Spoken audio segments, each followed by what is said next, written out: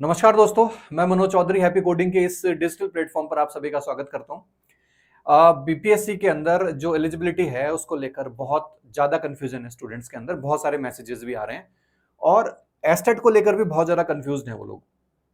कल मैंने एक वीडियो बनाया था, उस वीडियो के नीचे भी काफी सारे नेगेटिव जो कमेंट्स है वो भी आए थे ये करने के लिए कि सर आपको एस्टेट का नहीं पता है, एस्टेट की क्या एलिजिबिलिटी है, ये सब तो सब कुछ बताऊंगा कि क्या एलिजिबिलिटी है और कितना मुझे पता है। ठीक है, थोड़ी सी अपनी इंफॉर्मेशन आप लोगों को भी थोड़ी करेक्ट करनी पड़ेगी। तो यहाँ पर हम देखेंगे कि एस्टेट में कितने पेपर होते हैं, किस किस पेपर में कौन कौन से सब्जेक्ट है, कंप्यूटर साइंस कौन से वाले में है, और इस एस्टेट की वजह से ही टीआरई के अंदर कैसे बीसीए वाले जो बच्चे थे पिछली बार वो एलिजिबिलिटी क्राइटेरिया से बाहर हो गए थे और हो सकता है इस बार भी बाहर हो जाए अगर वही गलती जारी रही तो। ठीक है, तो शुरू करते हैं। देखो इस वीडियो को सबसे पहले तो अपन देख लेते हैं कि पिछली बार जब जो अपने पास जो मेन जो क्राइटेरिया रहता है बीपीएससी जो टीआरई के लिए एग्जामिनेशन के लिए, टीजीटी और पीजीटी। टीजीटी की हम बात कर लेते हैं, वो 9 to 10 की हम बात करेंगे, और पीजीटी की बात करें तो 11 to 12 क्लास की हम लोग बात करेंगे। ठीक है, अब इन दोनों के लिए जो बिहार के अंदर जो एलिजिबिलिटी टेस्ट होता है उसी को हम क्या बोलते हैं, उसी को हम लोग एस्टेट बोल देते हैं। ठीक है, स्टेट का जो एलिजिबिलिटी टेस्ट है टीचर्स के लिए वो क्या होगा, एस्टेट है। बिहार में स्पेशली ये चलता है, कुछ ही राज्यों में चलता है जो कि कक्षा 8 से ऊपर चलता है, क्योंकि जो आपने जो अपना सेंट्रल गवर्नमेंट के अंदर जो टीचर्स का होता है वो अलग से होता है, बाकी कुछ स्टेट्स भी करवाते हैं। लेकिन बिहार और कुछ एक दो राज्य और ऐसे भी हैं जो कक्षा 9 से लेकर 12वीं तक के भी कुछ इस तरीके से एलिजिबिलिटी टेस्ट करवाते हैं। ठीक है, तो एस्टेट के अंदर क्या क्या होता है वो हम देखेंगे। तो 9-10 के लिए जो होता है, टीजीटी के लिए हमारे पास 9-10 है, पीजीटी हमारे पास 11-12 के लिए है। ठीक है, अब एस्टेट का जो पेपर 2 है उसमें आपको कंप्यूटर का जो साइंस का पेपर है वो क्वालिफाई करना जरूरी है। इसके बारे में जो मेन मुद्दा है वो यही है कि भैया पेपर 2 के अंदर का जो पेपर 2 है, पेपर 2 का मतलब क्या है, पेपर 2 का मतलब है कक्षा 11-12 के लिए होने वाला टेस्ट। एस्टेट के अंदर कक्षा 11-12 के लिए होने वाला टेस्ट क्या कहलाता है, पेपर 2 कहलाता है। अब उस पेपर 2 में कंप्यूटर साइंस है, लेकिन जो पेपर 1 है उस पेपर 1 में कंप्यूटर साइंस है ही नहीं। ठीक है, ये हम अभी देखने वाले हैं। साथ ही साथ में क्या न्यूनतम अंक होंगे, ये सारी की सारी चीजें हम लोग यहाँ पर देखने वाले हैं। तो सबसे पहले अपन देख लेते हैं कि जो पिछली बार एस्टेट का फॉर्म भरा गया था उसका क्या सीन था। तो जो फॉर्म भरे गए थे वो 2023 दिसंबर में भरे गए थे, जिसकी परीक्षा हो गई थी मई 2024 में। ठीक है, यानी दिसंबर 2023 में परीक्षा फॉर्म निकले थे, 2024 में इसकी परीक्षा हो गई थी, नवंबर 2024 में रिजल्ट इसका आ गया था। कुल जो परीक्षार्थी जो इसमें एनरोल्ड हुए थे पेपर 1 और पेपर 2 दोनों मिलाकर वो थे 4,23,822, जिसमें पास हुए थे 2,97,747, यानी कि 70.23 यानी 70.23 स्टूडेंट्स में पास हो गए थे। यानी 100 में से लगभग 70 बच्चों को पास किया गया था। ठीक है, तो एस्टेट का बड़ा हवा लेने की जरूरत नहीं है, एस्टेट को पेपर क्लियर जैसा ये रिजल्ट आया था उस हिसाब से लगता है कि आसानी से ये पेपर था वो क्लियर हो गया था। ठीक है, अब पेपर वाइज अगर अपन देखते हैं तो पेपर 1 में जो कुल एनरोलमेंट्स हुए थे वो 2,63,911 हुए थे, जिसमें 1,94,697 लोग पास हो गए। जिसका मतलब इसकी रिजल्ट और भी अच्छा गया था, 73 या हम कह सकते हैं 74% के आसपास, यानी 100 में से 74 बच्चे यहाँ पास हो गए थे। और अगर पेपर 2 की बात करें तो पेपर 2 का भी 64% रिजल्ट रहा था, यानी कि 1,59,911 में से 1,03,050 बच्चे पास हो गए थे। अब इसमें कंप्यूटर साइंस के कितने बच्चे पास हुए थे, वो थे मात्र 13,580।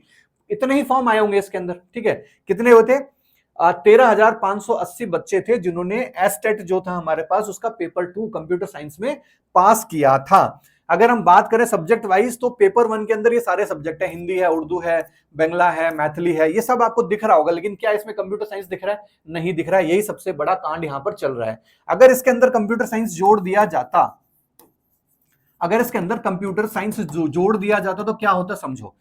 इस पेपर 1 के अंदर एनरोल्ड होने के लिए आपको जो एलिजिबिलिटी क्राइटेरिया चाहिए वो ये चाहिए होता है कि पेपर 1 के लिए आप सबसे पहले तो अंडर ग्रेजुएट होने चाहिए, यानी कि आपका जो बीसीए है वो बीसीए यहां पर चल जाएगा। अगर आप बीएससी, अगर आप आईटी से हैं, ठीक है, या फिर आप सीएस से हैं तो भी आपका चल जाता। अगर कंप्यूटर साइंस पेपर किसमें होता, कंप्यूटर साइंस का पेपर किसमें होता, अगर सब्जेक्ट किसमें होता, अगर पेपर 1 में होता, तो जो कक्षा 9 और 10 के लिए होता है। पूरी दुनिया जहान में कक्षा 9 और 10 को पढ़ाने के लिए जो आपकी क्वालिफिकेशन चाहिए वो यूजी चाहिए, ना कि पीजी चाहिए। पीजी नहीं चाहिए होती। पीजी किसमें चाहिए होती है, पीजी 11 से 12 के लिए चाहिए होती है, इसलिए यहां पर 11 से 12 के लिए हमने पोस्ट ग्रेजुएशन रखा है। ठीक है, बीएड की बात करते हैं तो बीएड जो है वो मैंडेटरी नहीं है कंप्यूटर साइंस के लिए, बिल्कुल स्पेसिफिकली यहां लिखा हुआ है B Ed is not required. B Ed की जरूरत नहीं है। अभी यूपी के अंदर भी आया है, तो यूपी के अंदर भी बीएड को मैंडेटरी नहीं रखा गया है, ठीक है। प्रेफरेंस जरूर मिलेगी लेकिन मैंडेटरी नहीं है। इसका मतलब बीएड वाला जो रूल है वो राज्य सरकार और बोर्डों पर निर्भर करता है कि वो बीएड लगाए या ना लगाए। कुछ स्पेशल केसेस में छूट मिल सकती है। तो पिछली बार आपके नहीं था, इस बार भी आपको बीएड की जरूरत मुझे नहीं लगता कि जरूरत पड़ेगी, ठीक है। तो सबसे बड़ा कांड क्या हो रखा है? सबसे बड़ा कांड ये हो रखा है कि अगर इसमें कंप्यूटर साइंस जुड़ जाता और पेपर 1 में भी आप कंप्यूटर साइंस दे पाते तो कक्षा 9 और 10 के लिए जो भी भर्ती निकलेगी उसमें आपको पीजी की जरूरत नहीं है। यूजी वाले ही क्या कर सकते हैं, यूजी वाले ही, यानी बीसीए बीएससी और वो जो भी स्टूडेंट्स है, या फिर इसके अलावा बीए पीजी डीसीए वाले, बीए प्लस पीजी डीसीए वाले, या फिर आपका बीएससी प्लस पीजीडीसीए वाले, या फिर बीकॉम प्लस पीजीडीसीए वाले, वो भी इसके लिए एलिजिबल हो जाते। लेकिन अभी सबसे बड़ा लोचा क्या है, सबसे बड़ी गड़बड़ जो है वो यहां पर यही है कि पेपर 2 के अंदर ही कंप्यूटर साइंस है, जिसके अंदर 13,580 परीक्षार्थी पिछली बार पास हुए थे, और पेपर 2 के अंदर आपको किसकी जरूरत पड़ती है? पीजी की। अब अगर अगर कक्षा 9 से लेकर 10 के लिए कोई भी अगर कंप्यूटर शिक्षा की भर्ती निकल रही है उसके लिए भी आपको पेपर 2 देना पड़ेगा, और कक्षा 11 और कक्षा 12 के लिए निकलती है तो भी पेपर 2 देना पड़ेगा, और अगर कक्षा 6 से 8 भी निकलती है ना तो उसके लिए भी पेपर 2 ही आपको देना पड़ेगा। क्यों? क्योंकि ना तो बीटेट बिहार के अंदर जो होता है, बीटेट जो प्राइमरी और अपर प्राइमरी के लिए होता है, ठीक है, जो कि प्राइमरी और अपर प्राइमरी यानी कक्षा 8 और उससे पहले की जितनी परीक्षाएं होती हैं उसके लिए भी अगर कंप्यूटर शिक्षा की निकलती है तो उसके लिए भी क्या कह रहे हैं कि पेपर 2 ही देना पड़ेगा। और पेपर 2 के लिए आपको क्या चाहिए? पीजी। क्या चाहिए? पीजी। जबकि 9वीं 10वीं के लिए क्या चाहिए? आपको यूजी। लेकिन दिक्कत क्या होगी, क्योंकि इस पेपर 1 जो ये आपके लिए हम कह सकते हैं कि काल की तरह आया है, ये जो है इसके लिए पीजी की जरूरत पड़ रही है। इसीलिए कक्षा 9-10 का टीचर, कक्षा 9-10 का बच्चा भी क्या करे कि पीजी करे साथ के साथ में। क्यों करे भाई पीजी? ठीक है। तो यहां सबसे बड़ी गड़बड़ क्या हो रखी है? सबसे बड़ी गड़बड़ यही है कि अगर बीटेट के अंदर भी कंप्यूटर साइंस जोड़ दिया जाए और जो पेपर 1 है, जो पेपर 1 इसके अंदर भी कंप्यूटर साइंस जोड़ दिया जाए तो सब इस एलिजिबिलिटी क्राइटेरिया में आ जाएंगे। ना बीसीए वालों को टेंशन लेने की जरूरत है, ना बीए पीजीडीसी वालों को लेने की जरूरत है, ना बीएससी पीजीडीसी वालों को, ना बीएससी आईटी, ना बीएससी सीएस वालों को, किसी को भी टेंशन लेने की जरूरत नहीं है। सब इस पर्टिकुलर इसमें एलिजिबल हो जाएंगे। लेकिन फिलहाल अगर ऐसा ही रहा तो उसके लिए कौन कौन एलिजिबल रह सकता है? ऐसा ही रहने का मतलब, अगर मान लो कि पेपर 1 में कंप्यूटर साइंस नहीं जुड़ा, बीटेट में कंप्यूटर साइंस नहीं जुड़ा, तो उस केस में क्या हो सकता है? तो उस केस में भैया यही होगा कि अगर आपने डोएक या NIELIT से अगर आपने ए लेवल सर्टिफिकेट के बराबर को अगर आपने ले रखा है, बी लेवल या सी लेवल ले रखा है, तो आप एलिजिबल हैं, ठीक है। इंजीनियरिंग डिग्री में अगर आपने बी और बीटेक किया हुआ है, केवल CSIT में आप एलिजिबल हैं, लेकिन अन्य जो भी ब्रांचेस हैं जैसे इलेक्ट्रॉनिक्स हो गया, आप एलिजिबल नहीं रहेंगे, ठीक है। अगर हम पोस्ट ग्रेजुएट डिप्लोमा की बात करें तो कंप्यूटर साइंस में पीजी डिप्लोमा, कंप्यूटर साइंस में पीजी डिप्लोमा आपके पास होना चाहिए। इसे किसी अन्य स्नातक डिग्री के साथ जोड़ा जा सकता है। ये किसकी बात हो रही है? ये हो रही है पीजीडीसीए की बात हो रही है। कह रहा है कि अगर आपने एमए के साथ अगर पीजीडीसीए किया हुआ है तो आप एलिजिबल हैं। ऐसे अगर आपने एमकॉम के साथ किया हुआ है पीजीडी से तो भी अलाउड है। अगर आपने बीएससी के साथ किया है तो भी अलाउड है। अगर आपने एमबीए के साथ किया हुआ है तो भी आप अलाउड हैं, ठीक है। यहां पर आप कंप्यूटर शिक्षक के लिए अलाउड है। ये क्राइटेरिया किसका? ये क्राइटेरिया है एस्टेट का। एस्टेट में अगर पेपर 2, अगर आपका पेपर 2 है उसमें अगर कंप्यूटर साइंस आपने दिया हुआ है तो उसके लिए उसके आधार पर अगर आगे भर्ती निकल कर आती है किसकी, आपकी TRE 4 की कंप्यूटर साइंस की, तो उसके लिए ये एलिजिबिलिटी क्राइटेरिया रहेगा। लेकिन अगर पेपर 1 में जोड़ दिया जाता है तो यहां पर MA प्लस PGDCA की जगह BA प्लस PGDCA भी हो सकता है, बीकॉम प्लस पीजीडीसीए भी हो सकता है, बीएससी, ये एमएससी रहेगा यहां पर अगर इसके हिसाब से चलते हैं तो, ठीक है। तो बीएससी प्लस पीजीडीसीए भी हो सकता है, बीबीए प्लस पीजीडीसीए भी हो सकता है। ध्यान रखिएगा अगर उसमें जुड़ जाता है। तो नहीं जुड़ता है तो फिर यही झेलना पड़ेगा आप लोगों को। यह अज्ञानता है, ये कंप्यूटर शिक्षा को लेकर राज्यों के अंदर, बोर्डों के अंदर जो लोग बैठे हैं उनकी अज्ञानता है, ठीक है। इस अज्ञानता को कौन भुगत रहा है? इस अज्ञानता को भुगत रहे हैं सारे के सारे वो स्टूडेंट्स जो कि टेक्निकल के अंदर इन भर्ती परीक्षाओं की तैयारी कर रहे हैं, ठीक है। जैसे अभी झारखंड के अंदर आपने देखा कि झारखंड में जो एलिजिबिलिटी क्राइटेरिया था उसमें कहा कि स्टूडेंट होना चाहिए बीटेक या बीई, ठीक है, किसके अंदर? कंप्यूटर साइंस के अंदर या आईटी के अंदर, ठीक है। लेकिन उसको बोल दिया कि वो पीजीडीसीए भी होना चाहिए। अब आप बताइए कि कौन सा स्टूडेंट है जो कि कंप्यूटर साइंस से बीटेक करके आया और उसने पीजीडीसी भी करी हुई है? मुझे तो आज तक एक स्टूडेंट नहीं मिला। तो ये अज्ञानता है जिसको हम टेक्निकल लोग भुगत रहे हैं, जो नहीं पता, जो बैठे हैं सरकारों के अंदर या जो लोग बैठे हैं उनको नहीं पता कि क्या एलिजिबिलिटी होनी चाहिए।